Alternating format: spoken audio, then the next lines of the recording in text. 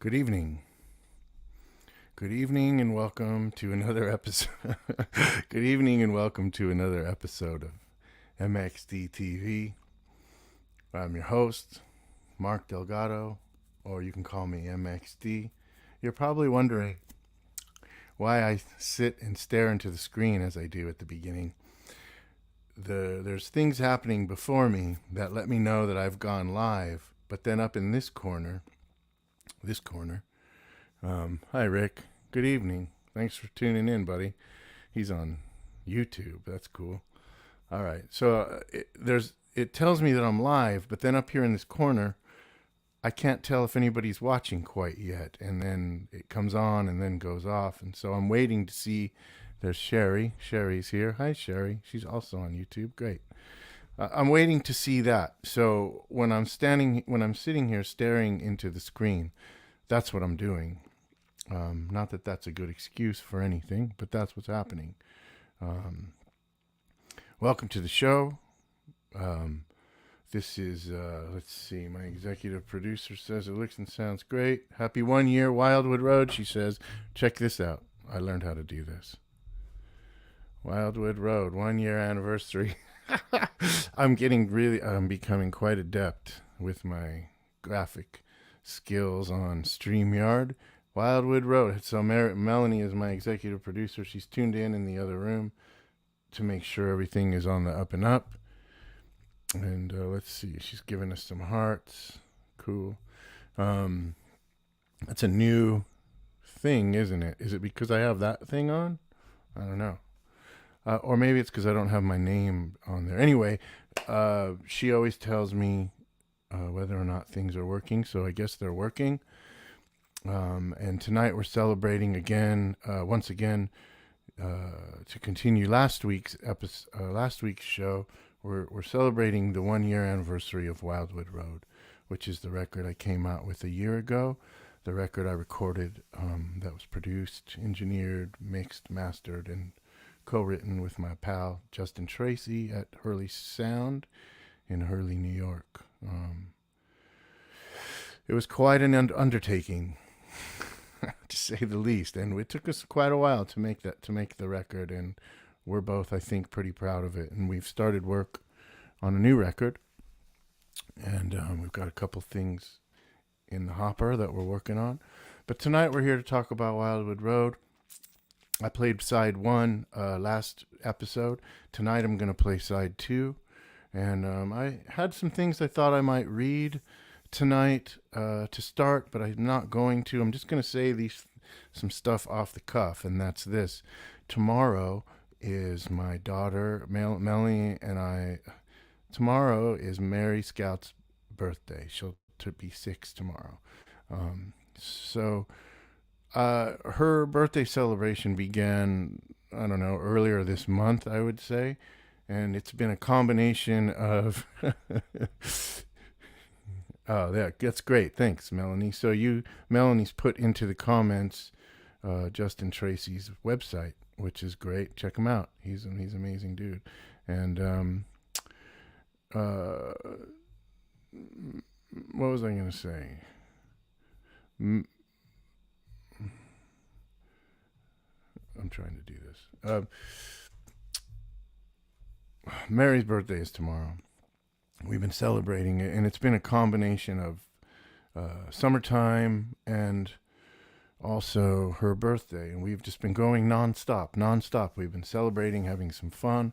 We were at she was born at the North Dutchess Hospital. I think that's what it's called, right, Melanie?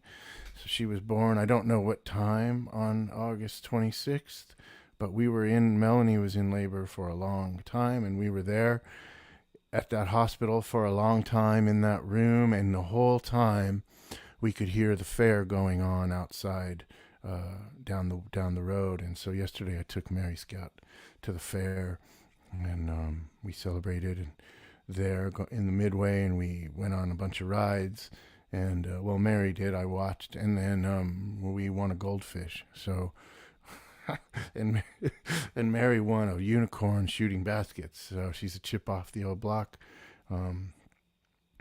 we won a goldfish, so we were today getting a tank for the goldfish and learning about how to care for that. It's her first pet, so she's very excited. Coincidentally, the first song on side 2 is called Mary the Interstate, and it's a song I wrote for Mary. I'm going to play that for you now. This song came about pretty much. Justin did some cool things, added a couple pretty cool chords. I think it already had a lot of chords in it. And I think the way I used to start it is the way I'm going to play it tonight. Justin ended up suggesting we start the song with this riff, which is how it starts on the record. Initially, I had this riff.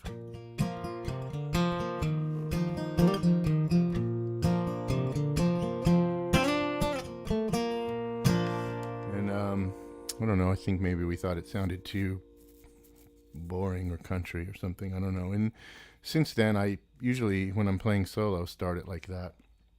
And Justin heard it on the live record, and he's like, oh, that's really cool. But it was his idea to start the song like this. And then we had Todd come in and play all the real fancy electric guitar bits that we had come up with, because he can just do it so well. And then he added his own thing to it. So anyway, we're going to start, we ended last week with a pretty dark song, The Wild Dogs of the Central Valley. And side 2 starts with some songs I dedicated to a few people. So the first one's for Mary Scout, who turns 6 tomorrow. Oh, Lee Garcia from Fresno, California. Hey, man. Thanks for tuning in, brother. Lee came out to the show in Fresno when we were there. Anyway, this one's for Mary. Goes like this.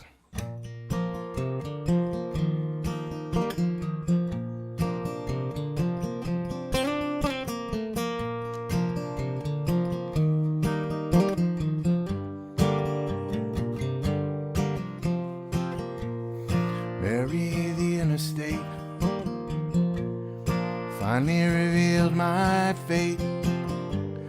Watch the sun turn red outside Virginia at 6 a.m. As I rode along, started to hum you this song, something new and different than the motel dirge inside my head. And it goes like this. I love you, baby, and Charissa, white as stars. Mary, the human race is flawed and filled with hate. We can't change their minds. We can only sing the songs we write. They go like this. Love you, baby, as you sleep beneath the stars. Don't forget now, I love you, baby, as you spin beneath the stars. We can only be who we are.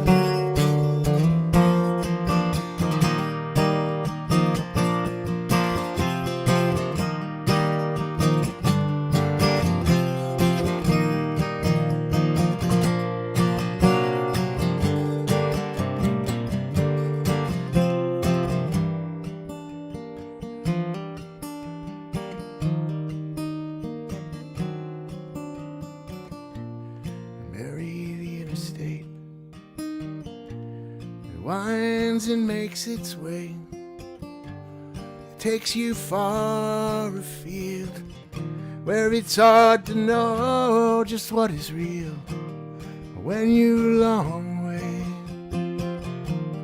when you're a long way from home, when you're a long way.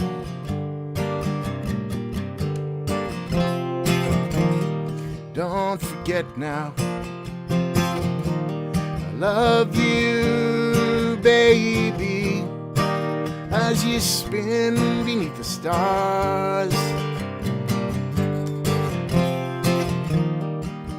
We can only be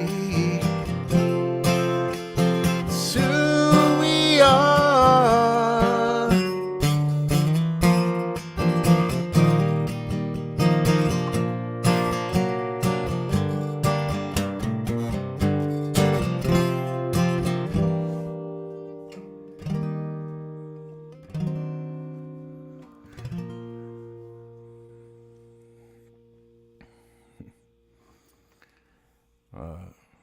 I don't think we changed the words too much on that one. We talked a little bit about it, but the words, we kept them pretty much as is. And basically, I think, we were worried maybe the song is a little on the hokey side of things, but sometimes it has to play it. You got to play it the way it feels. And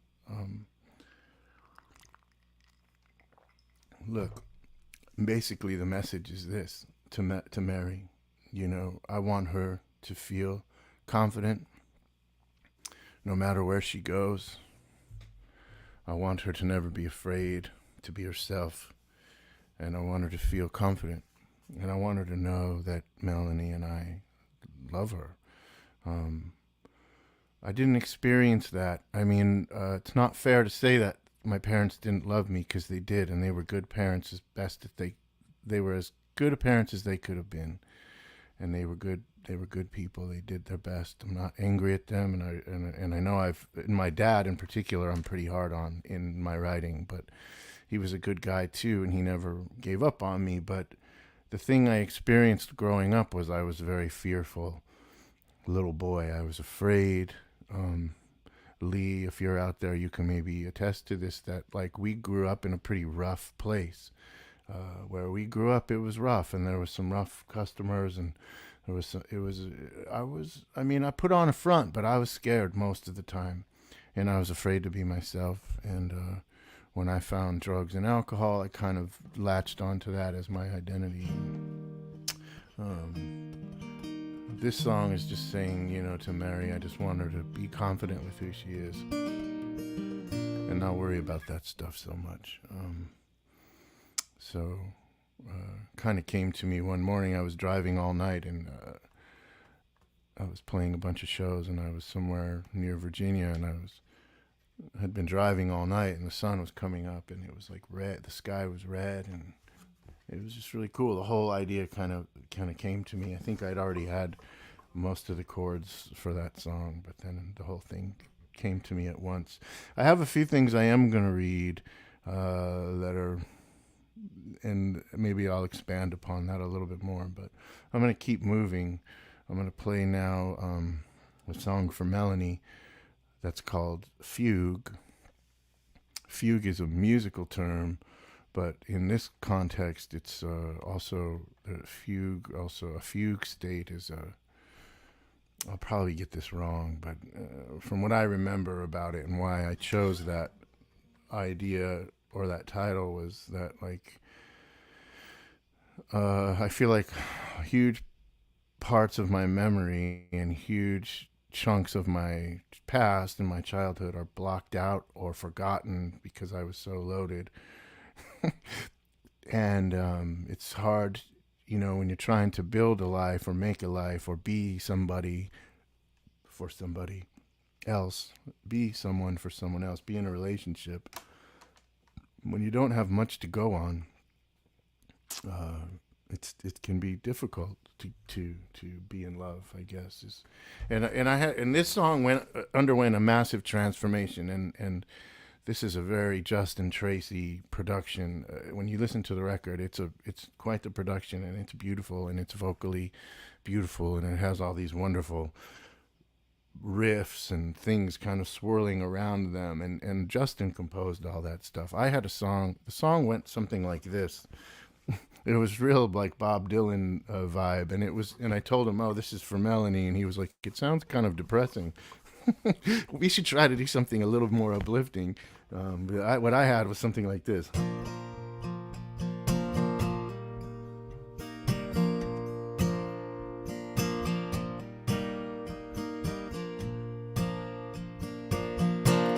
I made my way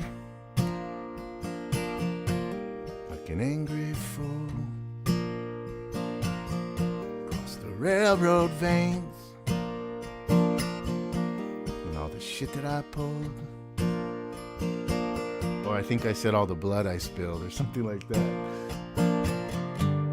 Now I'm never going back again.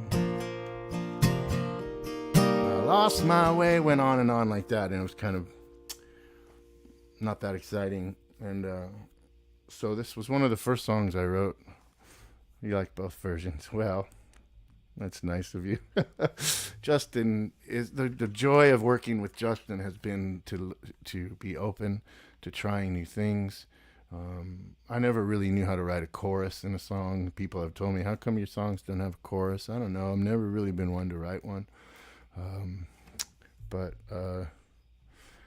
Justin really wanted to do something special and something with a different vibe. I'm going to give you the bare bones of it here, without all the bells and whistles. Todd Nelson really plays a bunch of great stuff on this, and the drums are fantastic. Please listen to the record for this song. But this is the bare bones acoustic version of it, but this is kind of what we ended up with.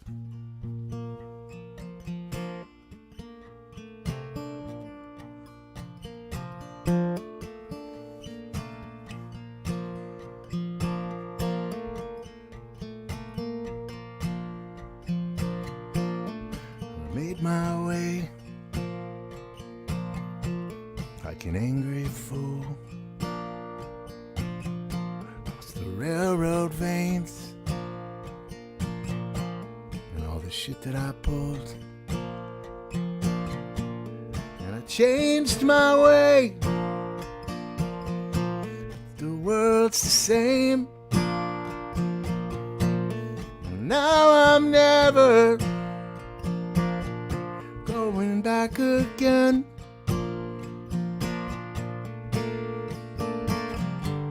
I'm looking to you to guide me, telling the truth, it's all behind me.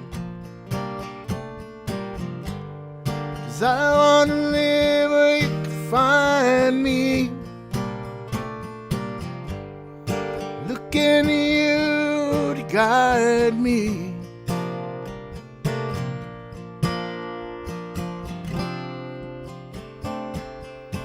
She came to me. She made me see that I was free. That I didn't have to live on repeat. And I'm here to stay. See you clearly. It's what I do now, not what I say.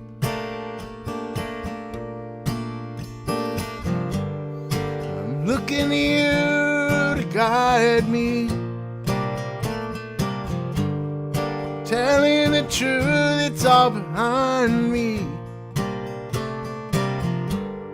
'Cause I wanna live where you can find me. Looking at you to guide me. Ghosts never leave. We're all living there inside you. And it's hard to see with no memories to guide you. No memories to guide you. No memories.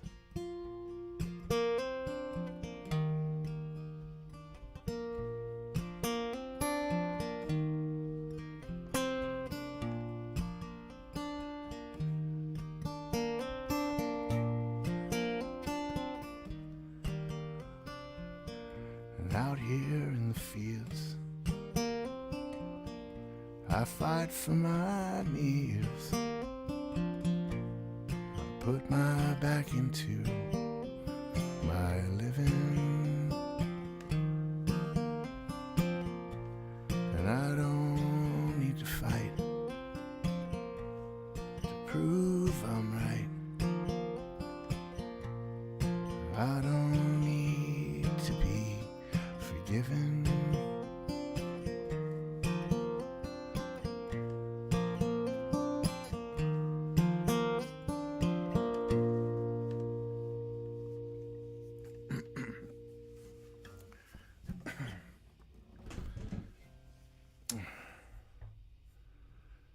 Let's see, what does that say, Melanie?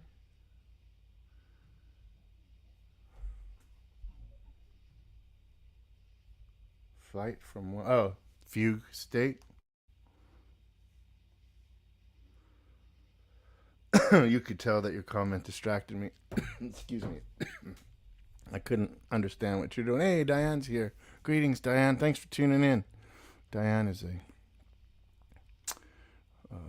good friend of ours who is very has been along for the ride with music with our music for a while, and she's always got a nice, kind word for me and an encouraging word. And so thanks for tuning in, Diane. Thanks for being here. That song.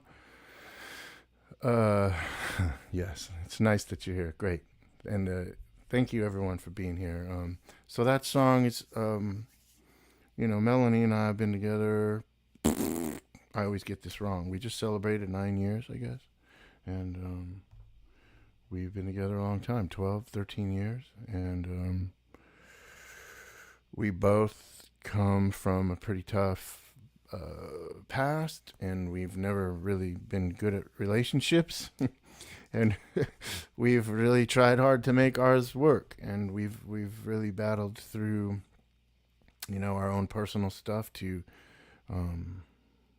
keep it going. And I think what's great about our relationship, Melanie, is that we just, like, no matter what happens, no matter what's said, no matter what we do, we're committed to making this work. And I make it sound like it's, it's like this arduous thing, and it's not. Our relationship's really good, and we get along really good. And I mean, that's not to say that we don't fight. We do, but Melanie's my best friend, and we have a very similar view of the world.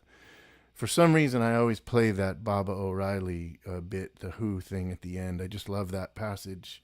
I don't need to fight to prove I'm right, and I don't need to be forgiven. I think it applies to Melanie and I quite a bit, and I just feel it feels right to sing that. And then in that song, they scream it out, but I like to kind of whisper it. Anyway, I want to read something now. The next song on the record is a song called Conquistador Blues, and it's about my grandfather and my father, and the book I'm working on, and kind of one of the structural things underneath a lot of the stuff I write in the record and my own kind of upbringing was that my grandfather committed suicide years ago, and it's been kind of a weird subject in our family. And I had a strained relationship with my father. I didn't really know my grandfather that much, but I don't think he was altogether one of the sweetest men. This particular little piece, I'm calling it The Black Socks, which is coincidentally the name of the book. And this has a little bit to do with Mary, too. I was going to read this at the top, but I thought I'd read it right here to segue into Conquistador Blues and maybe look back a little bit. And we'll see. It's maybe longer than it should. No, it's not that bad. Okay. It goes like this. Growing up is a process of hiding things. Aging, if we are lucky enough to do so, is a process of uncovering, dusting off, and bringing said hidden things into the light, and hopefully getting rid of them. Think of the ubiquitous yard sale, and for those of us left to deal with the detritus of one's belongings, the estate sale. I'm going to skip all that. But I'm not talking about that. I'm talking about hiding here. Oh, maybe I do need to read that. So, think of the ubiquitous yard sale, and for those of us left to deal with the detritus of one's belongings, the estate sale. I think here we have to factor in class. It seems like under a certain dollar value, the estate sale is merely another yard sale, unless the value and merit of things left behind would look nice somewhere else, clogging the arteries of some other dwelling, so to speak. But I'm not talking about that. I'm talking about hiding here. I walked into the kitchen yesterday, and my daughter, who was obviously not expecting me, quickly put something behind her back and smiled up at me guiltily. I asked her what she was hiding, and she said nothing.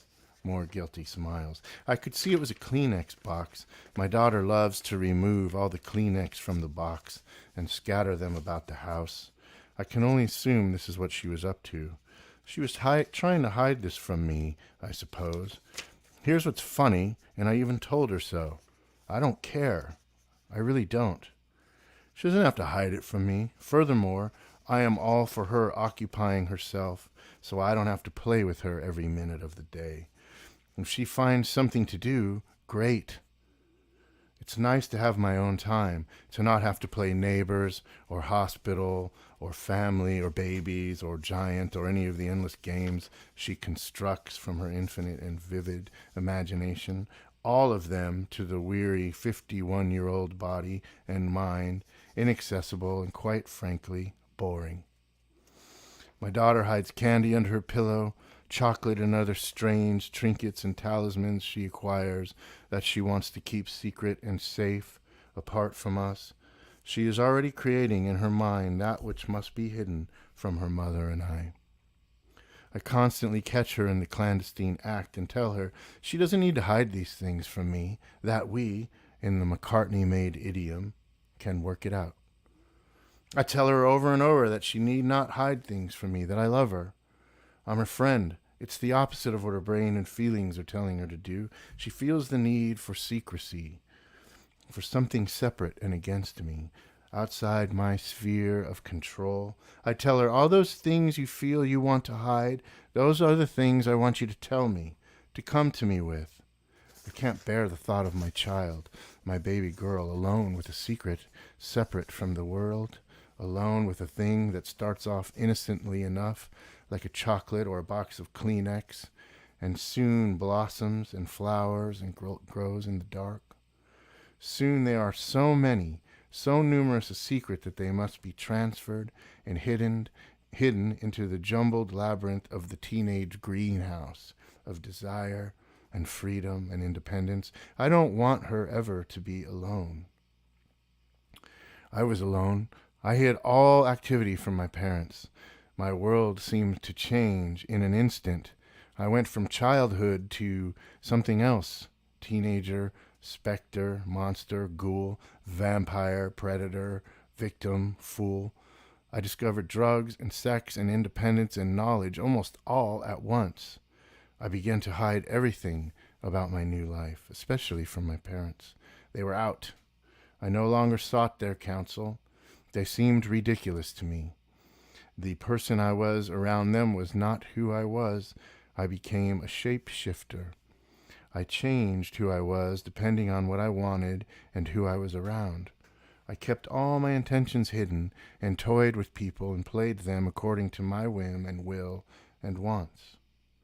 I soon became aware I was not the only one with secrets, hidden tunnels and chambers, parts of personality tucked away in a trunk, only to be taken out when alone, or in the appropriate, or as in this case, inappropriate company. I began to feel nobody was who they said they were. I became suspicious of everyone. I was convinced everyone was like me, a fake, a phony, a fraud. Soon my hidden life was a necessity.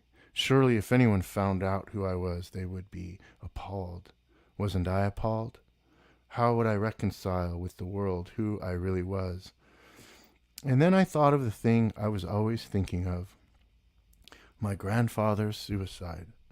On my 13th birthday, he blew his brains out in the dark, lonely bedroom of his mobile home.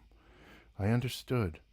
I understood what it was to have a thing hidden, to have it kept in a bureau, say, in a sock drawer, top left, the drawer where you keep those pictures of your wife, dead and gone, and somehow you know you killed her, or were unable at least to love her, which is kind of the same thing. So you take out the Smith & Wesson Model 10 and place it against your temple. You put it there after removing it from your mouth. You take it out from under the black dress socks. Nobody even knows you own such a thing, only you. And you place it against your temple, because if anybody knew what kind of pain you were in or what you felt, they would have never left you alone with it.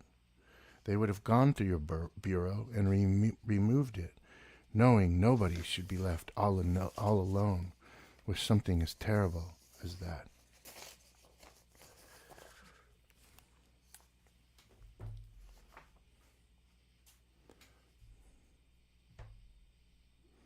Okay, see you, Diane. She's probably already. So that's...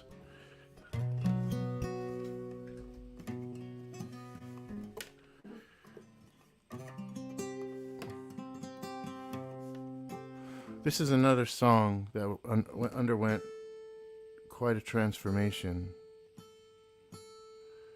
The original setup for this song was something like this.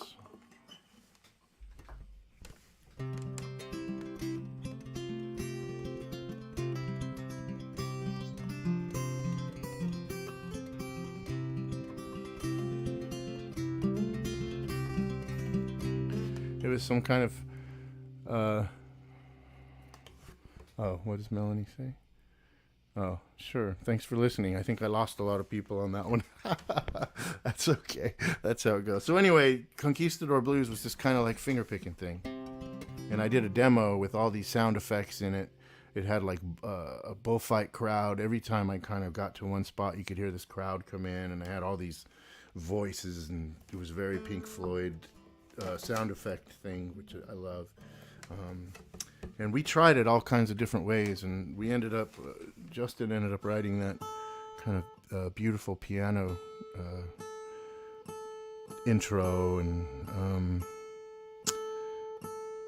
we still had some cool sound effects in there. We did it. We had a guy calling a bullfight, and I think James Kirk played bass on it, and he helped with the end. Has this really kind of orchestrated, beautiful vibe. And anyway, that was all Justin's doing, and I thought it was really cool. We really liked what we ended up with. It was somewhere between Tom Waits and, I don't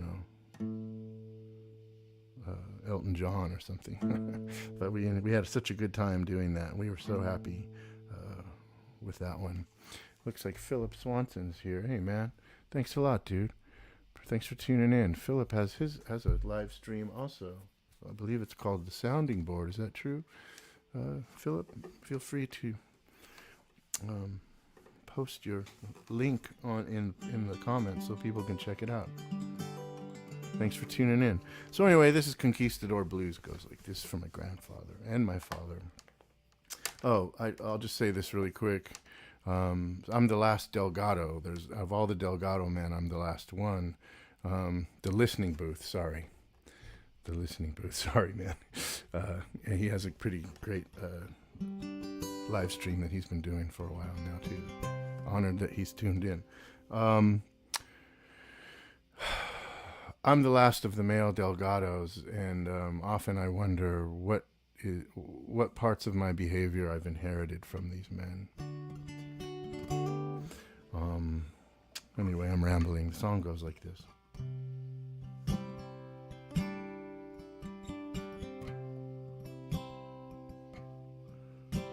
There you stood on furrowed ground,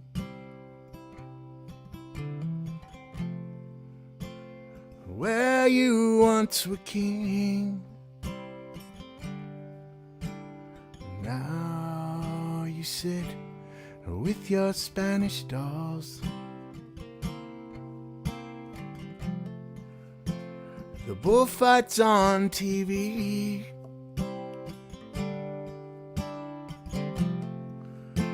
Set in your ways. You never came around.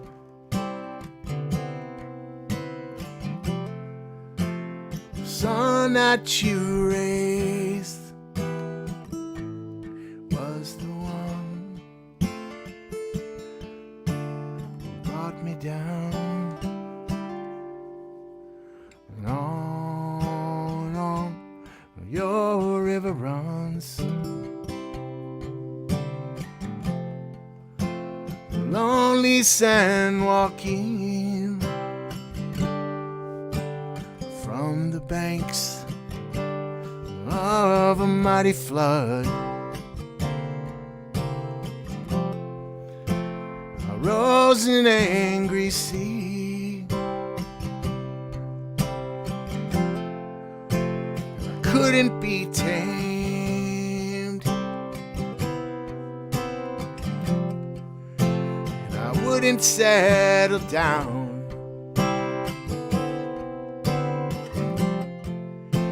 The boy's sun rays was the one who let him down.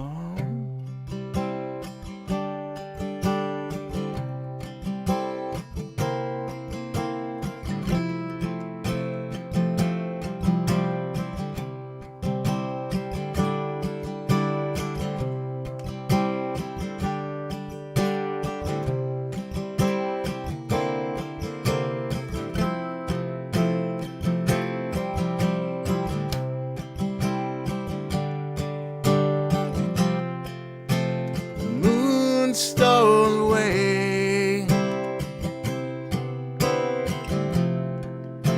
your Andalusian blood, from all that remains of your name, and the strange and brave.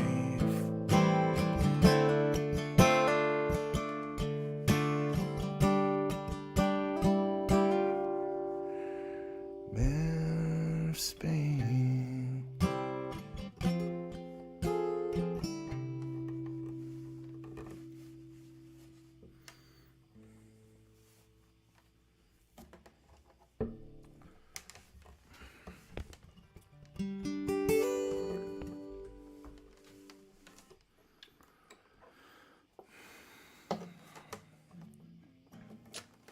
The next song is a fragment of a song. It's something called on the thanks, Philip. Thank you. It's something called The Ballad of Dope and Coke.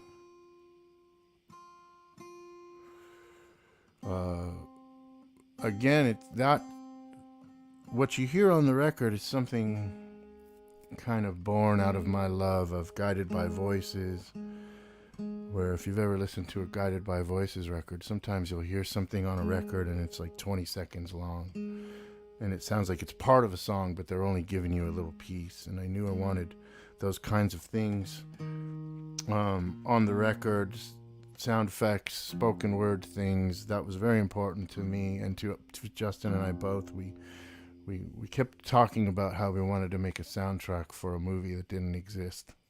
That was the goal for Wildwood Road, and the next thing on the record is something called The Ballad of Dope and Coke, and it's born out of a poem I wrote that was, well, there's two things. There's a poem I wrote called The Ballad of Dope and Coke, which I'll read to you, and then I have this song called Motel Row, which I changed also to The Ballad of Dope and Coke. And it started like another finger-picking thing.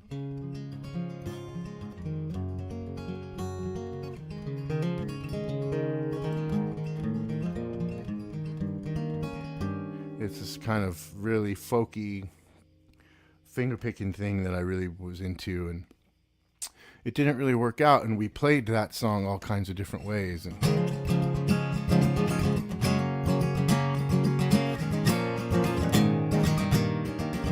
I think you hear me playing the guitar, something like that, and Justin played this great guitar solo, and we kind of just left that little bit on there, and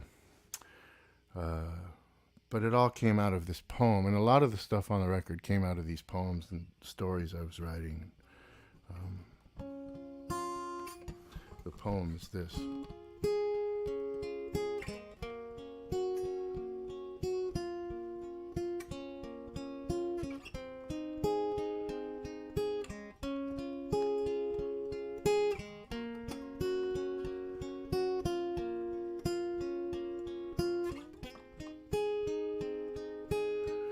I feel like I want to tune the guitar. I'll just say this really quick.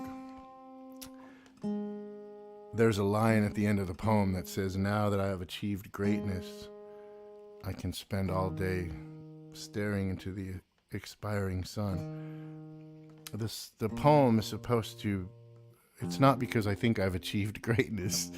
I'm trying to describe the state of being high, and how that feels. And sometimes when you're really high and you're really in the throes of being high, people don't really seem to understand what great, extreme, hard narcotics can do for one's temperament, mind, and body. But sometimes when you're really high and everything's kind of perfect, you feel as if you've achieved greatness, which is one of the scary things about it, I suppose.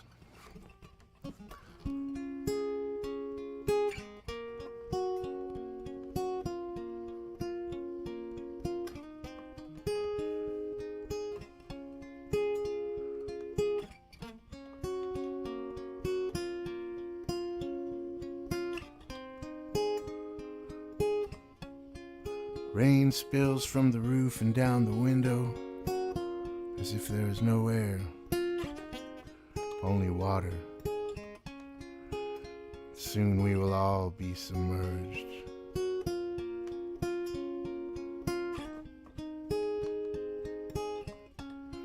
The latch rattles in the wind.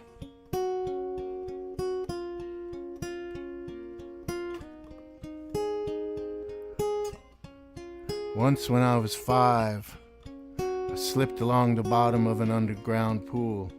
I fell backwards, striking the back of my head.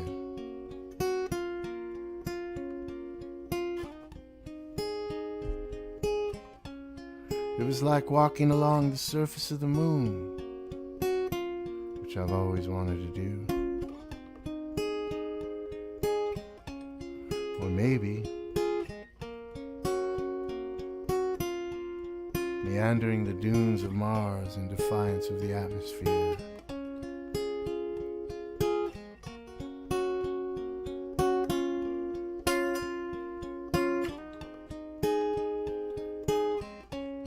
So who cares if it rains? Or if the wind becomes forceful enough to unwind me from my spot on the earth? I was never here anyway.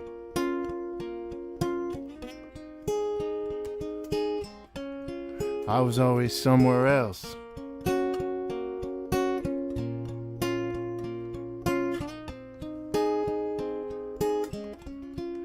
And so now that I have achieved greatness,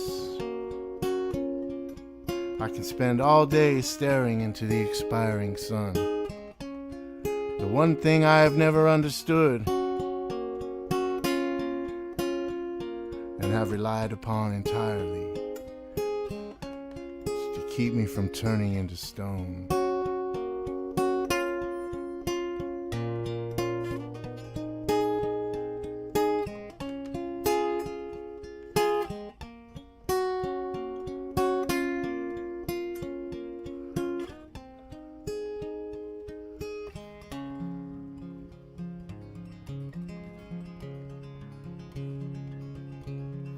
And I couldn't stay in line, so I got out of line.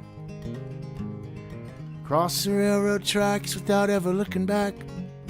Motel Row, one more time. And there's a feeling that I get when I can't see what's coming next. I stepped up to the table and I placed a losing bet. Motel Row, I'm home again.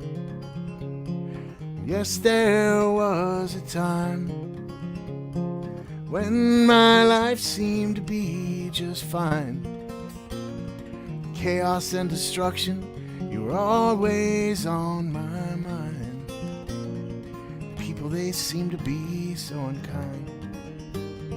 Motel Row, be alright.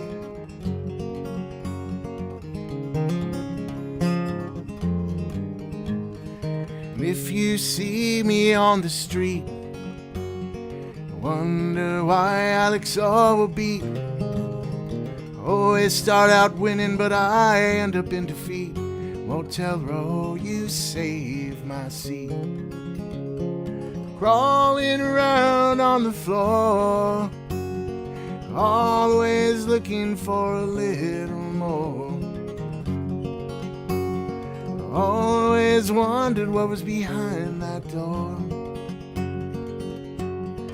Busted dreams of women, the solemn marks of men. Motel Row, you ain't my fucking friend. Motel Row, you and again.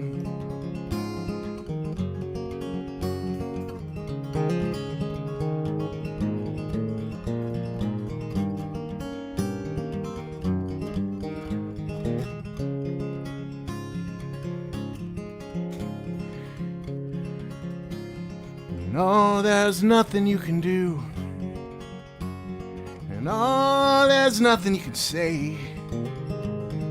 Change my mind or correct my wicked ways. Motel Row, that's where I'm gonna stay. Yes, there was a time when my life seemed to be just fine. Chaos and destruction, you were always on my mind.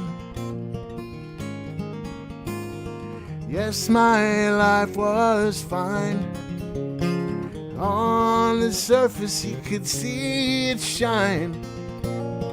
I was always looking for the glow of that neon sign.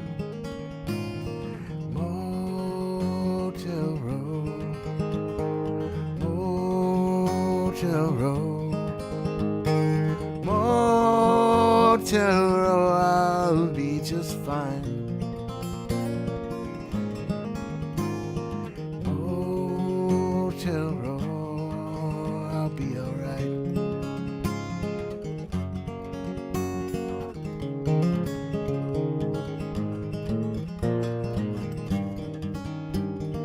Motel Row, I'll be just fine.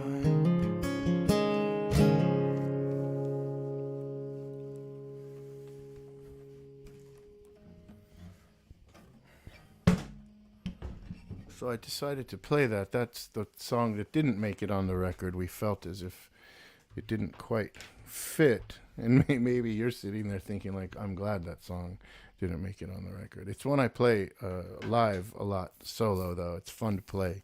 And sometimes I get it right, and it's a kick. And sometimes I botch it, and it's not a kick. But that's kind of the joy of playing live, is not knowing what's going to happen, as I'm sure some people can attest to out there. I'm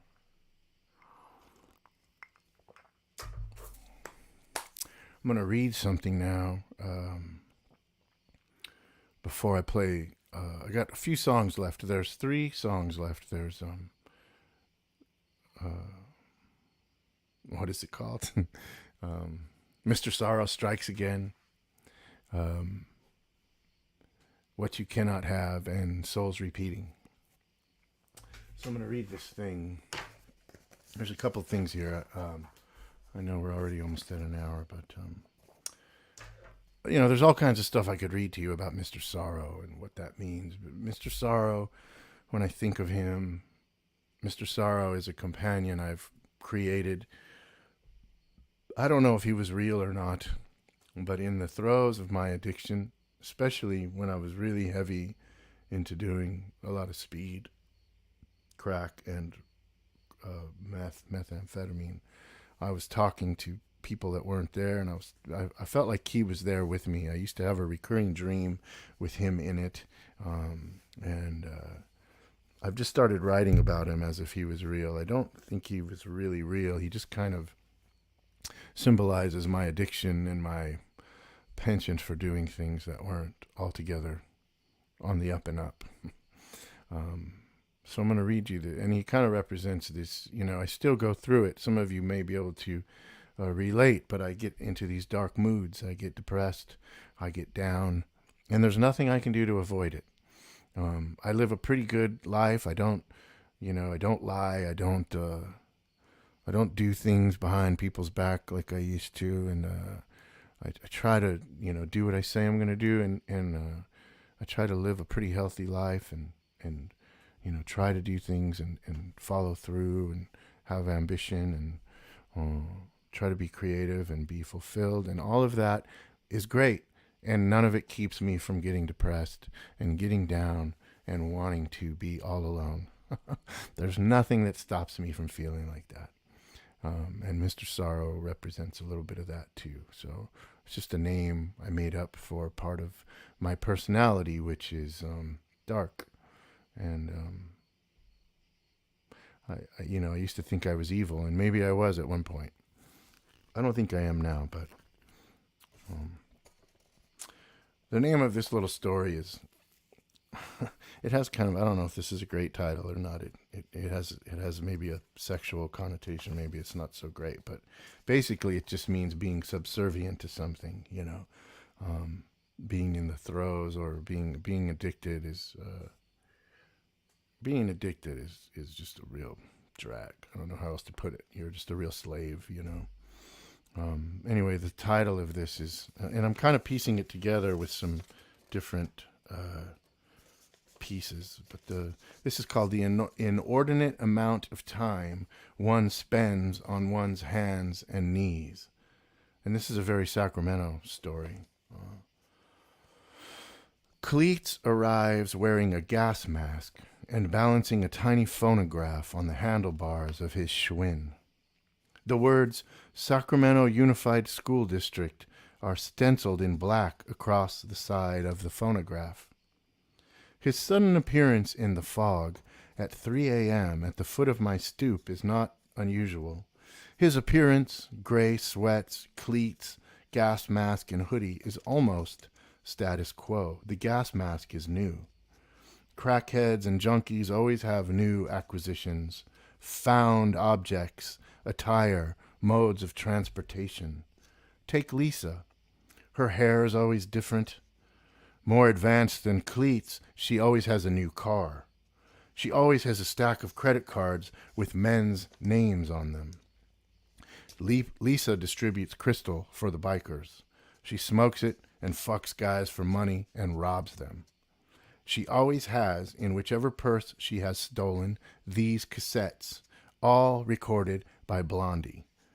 Blondie, plastic letters, parallel lines, Eat to the Beat, Auto American, and the eponymous Best of Blondie. Cleats drops the Schwinn and leaves it at the foot of the stairs. Still holding the phonograph, he ascends the stairs and passes me on the stoop, and without making eye contact says, "It worked," and enters my apartment.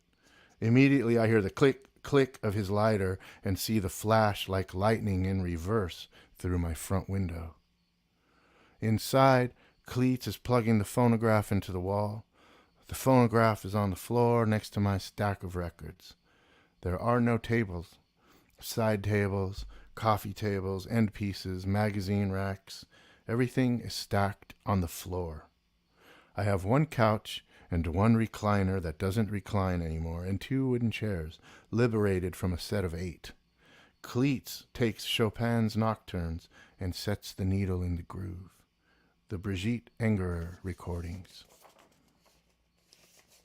I've been out here too long, in the wilderness, jammed in between the meaningless and the inaccessible, standing on my tiptoes at the peephole, checking out the windows, putting permanent creases in the blinds, sitting on the stoop in the dark, and the light from the apartment burning out across a sea of black like a lighthouse beacon for fuck-ups and junkies.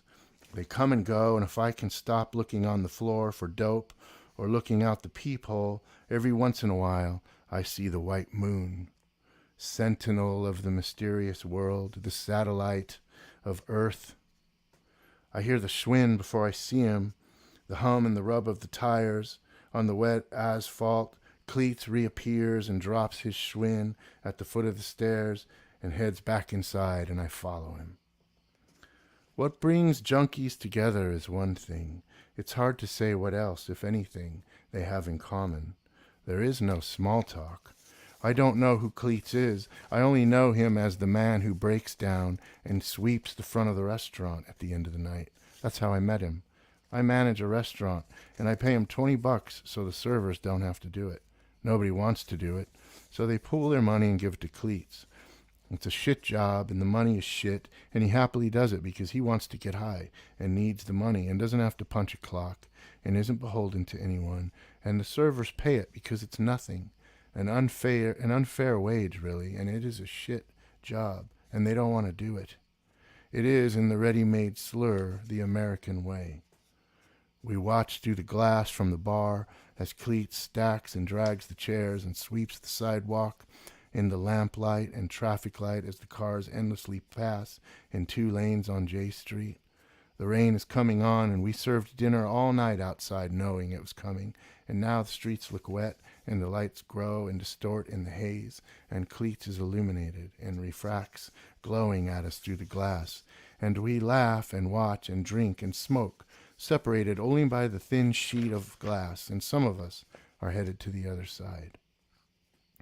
We are artists and students, alternates to the humdrum, vagrants, night animals, predatory and prey alike.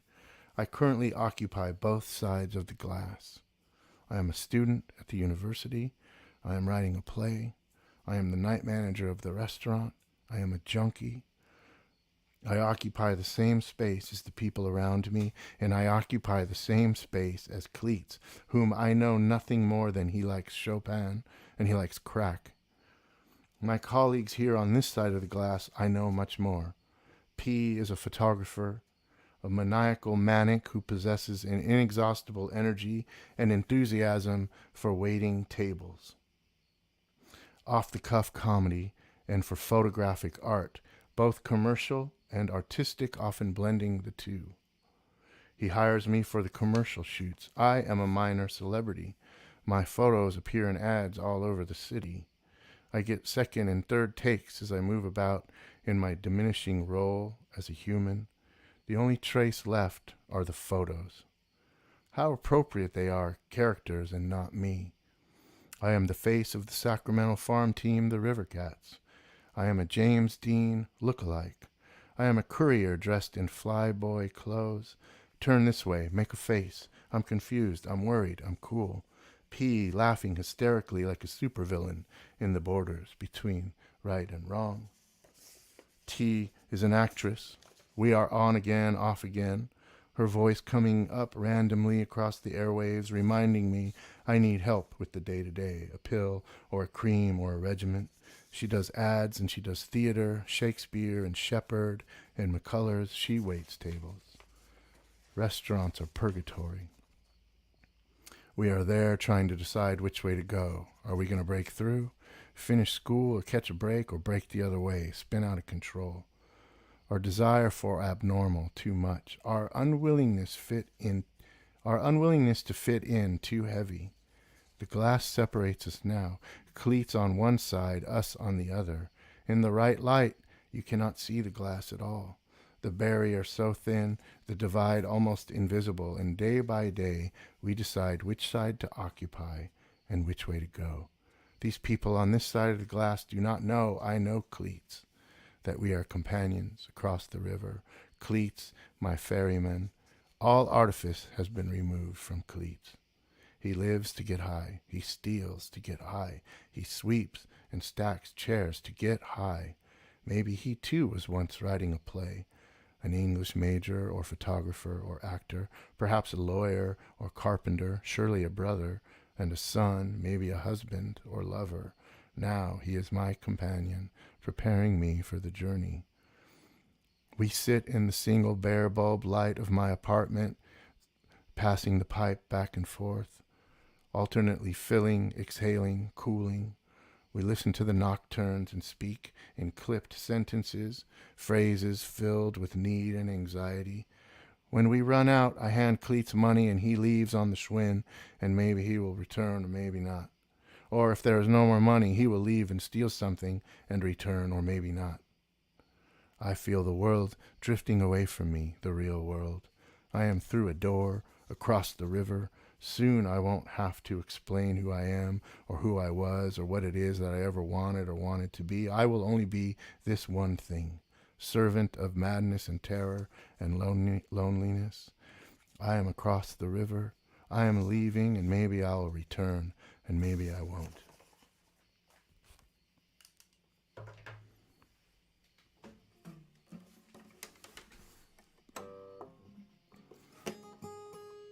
When I lived in Sacramento,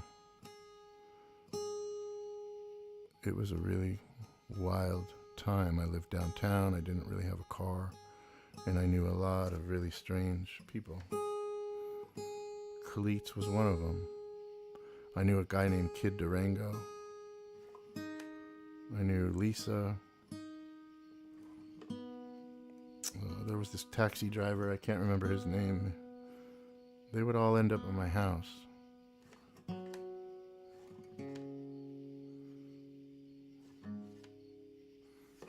It was very strange. Let's see, Russ Little's here.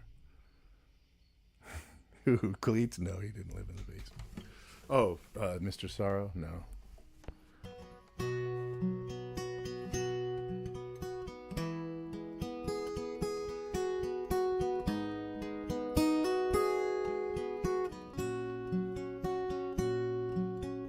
I knew you'd come, dressed in a sweater, and I know you'll stay through the winter. When we are done, I'll feel much better. I'd rather be dead than sit here and wonder about you, the things that you sell. Heat waves of August, the freeways of a London motel. Can you be kind? I'll never be rid of the feelings you always remind me of. Your smile and your charm waltzing through Fresno in summer. I'll be alright again once you've left my side.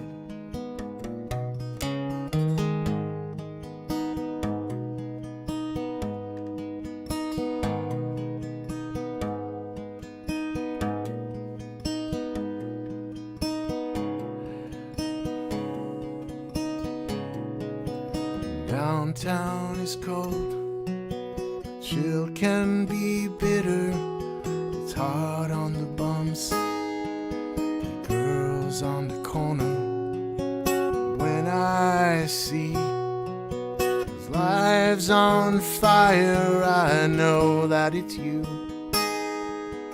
behind the pyre. There's you, the stories you tell.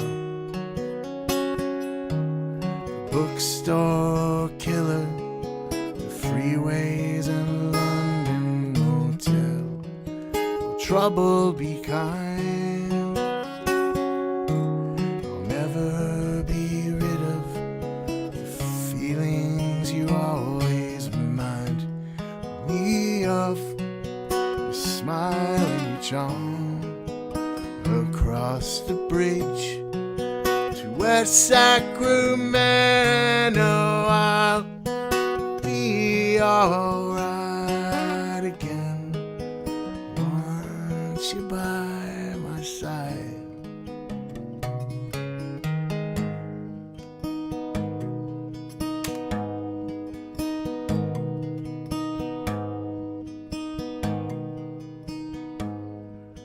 I still oversleep these winter mornings. I still can't decide. Last night I desired only a stillness in the wake of each thing. The air held inside a dead spider on the sill, or a shell washed up this morning.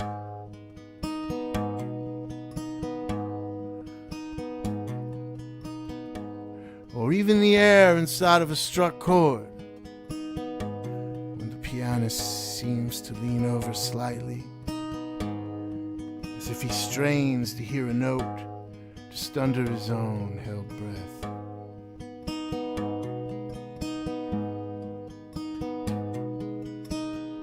I wanted once to be picked clean by music,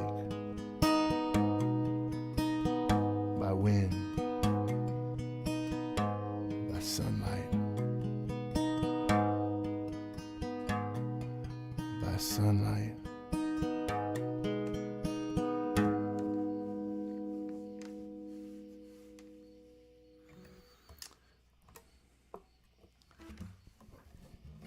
The end is I've played that song many times, and the end is a section of a poem by Larry Levis called "The Wish to Be Picked Clean." Philip's written something here. Let's see. Yes, Bruce Coburn, sure. Thanks a lot. Thanks for your kind words. Very nice. I got a couple more things. What I want to do, I know we're over an hour already, and if you're here tuned in with me, thank you. If you're still with us, I'm going to play you a video of the next song. This is a song called "What You Cannot Have," and on the record it's quite different, but this is a solo version. This is a version from my last live record, live at Pete's Candy Store. This is a video of me playing it, and this is the original version of the song, kind of how it was written. All right, watch your volume. I think I've turned it down, but it tends to be a little bit louder. So here we go. This is called "What You Cannot Have."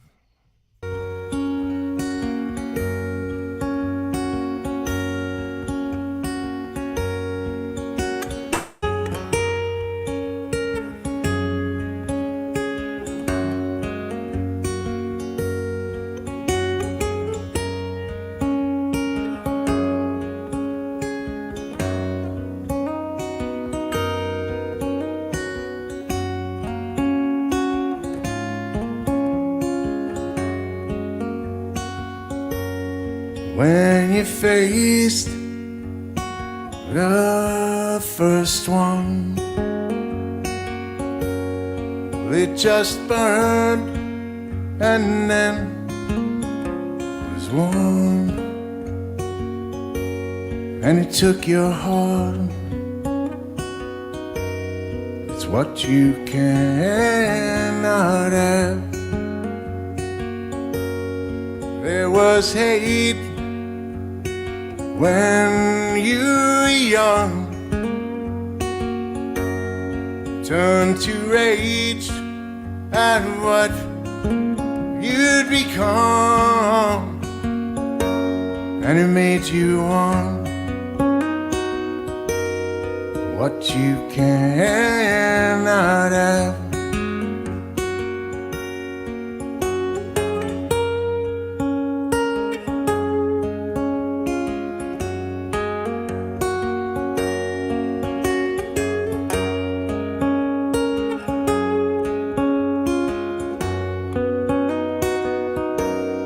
She said, remember me, son, don't waste all of your love, 'cause there can be only one.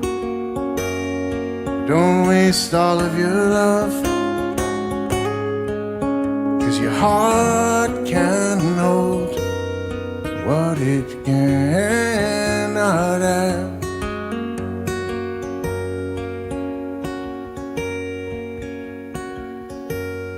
Guess it made you real small.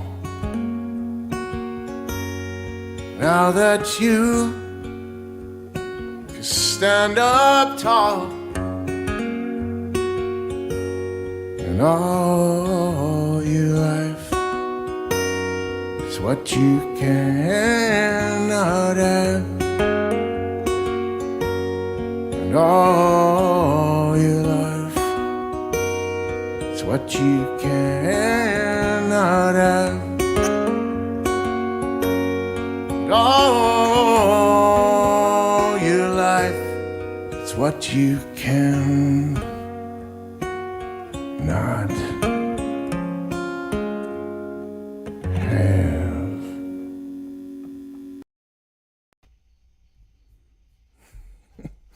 I thought it would be fun to play that.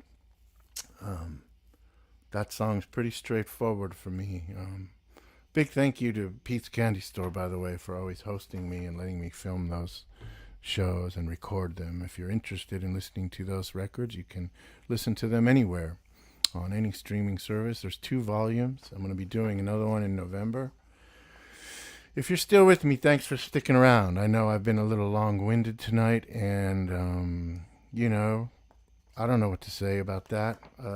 If you're still here, thanks for sticking around. I have a few things I want to do. I have one more song to play for you. And, that song, What You Cannot Have, is really straightforward. It's always funny when I play that in a bar, but, that song is about getting sober and quitting drugs and alcohol, which I thought was an impossibility. But, the record Wildwood Road is about coming out of that, out of what I thought was a impossible or inescapable existence, and living a totally different life, and trying to write about it the best that I can, to not only heal myself, but maybe to have some kind of entertainment value, or give somebody hope who can maybe relate. I'm going to read a couple things, and I'm going to play the last song, which is called Souls Repeating, that I wrote with Mary Scout. I'm going to read this really quick. This is a little piece called Thank You and Sorry and Hello. I'm only going to read a couple paragraphs.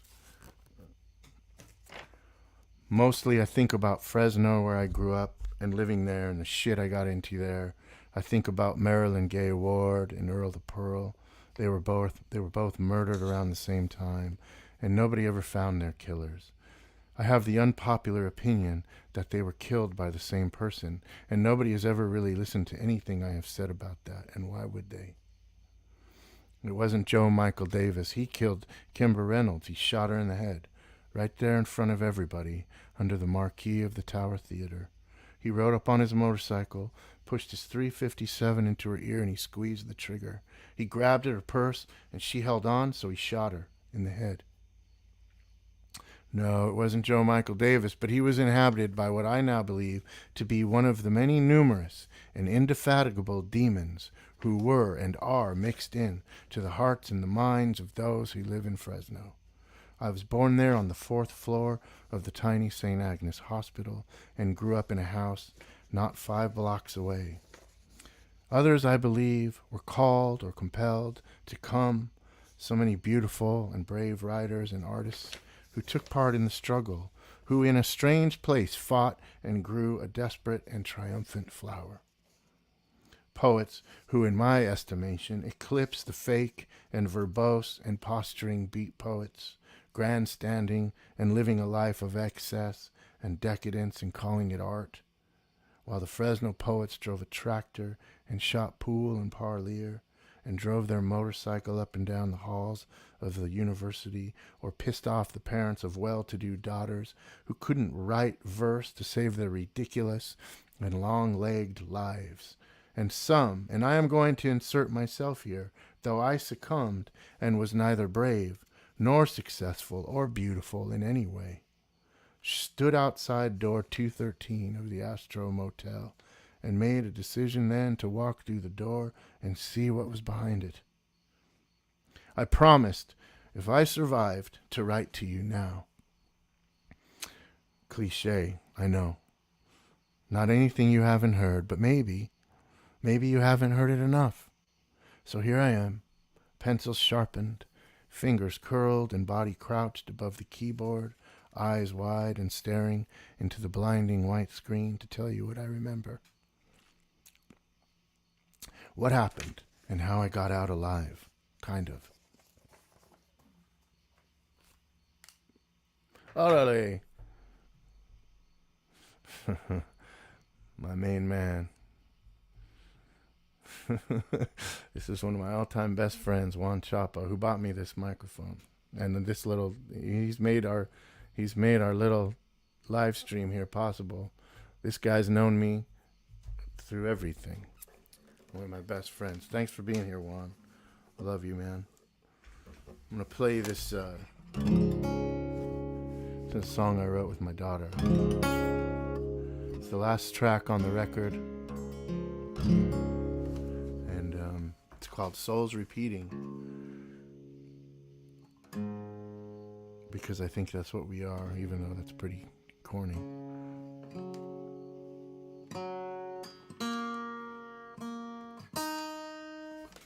So you've probably heard me tell this story. But for the longest time, all I had was this riff.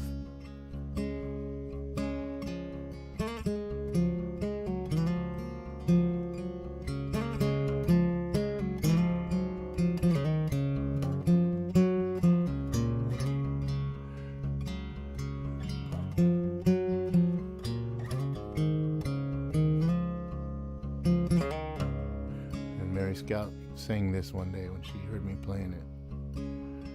When I use my eyes, when I use my eyes, I can see the sunrise, I can see the sunrise.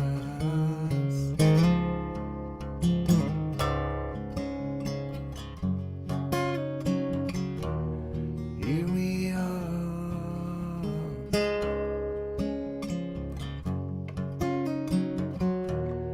here we are. When I wave goodbye, when I wave goodbye, I hope that you'll be there, hope that you'll be there when I come back home.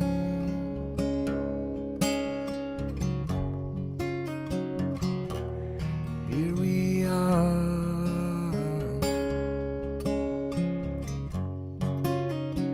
lucky that we came this far.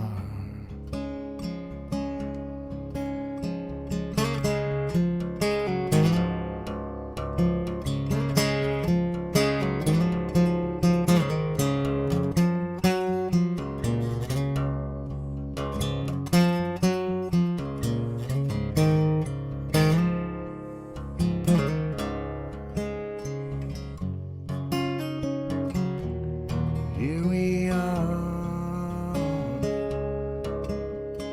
When I wave goodbye, when I wave goodbye, I hope that you'll be there, I hope that you'll be there when I come back home.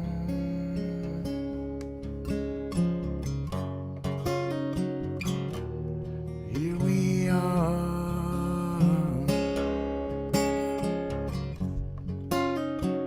lucky that we came this far. Wildwood Road, Wildwood Road, Wildwood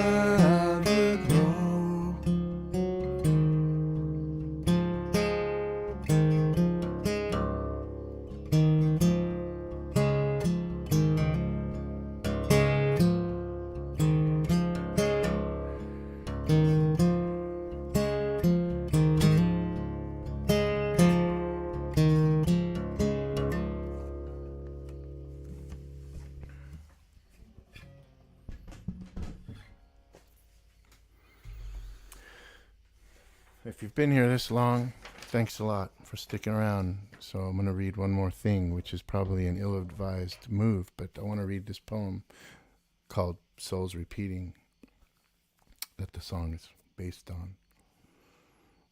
I need my glasses. My best friend Juan writes, Chingon way, which means really good, man. Thanks, man. This is Souls Repeating. It goes like this.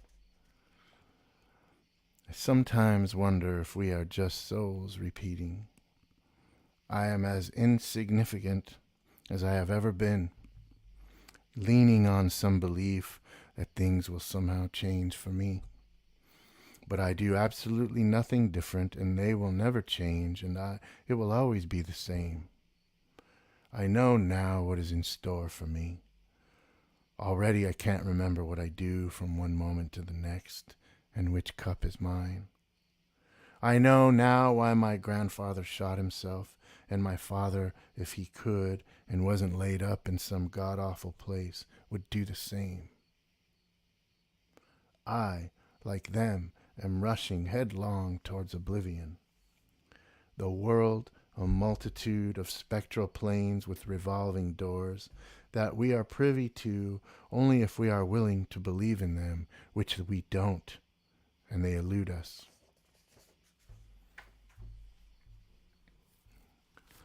It's a bit of a different message than the song. That was written first. I wrote the song after that. So my dad was still alive when I wrote that. He isn't anymore. I'm not as... I have more hope than that poem. The song is more hopeful, I think. I feel really lucky to be here. I feel really lucky that you've tuned in and stayed so long. Thanks for hanging around and for tuning in. And hopefully I'll see you next week.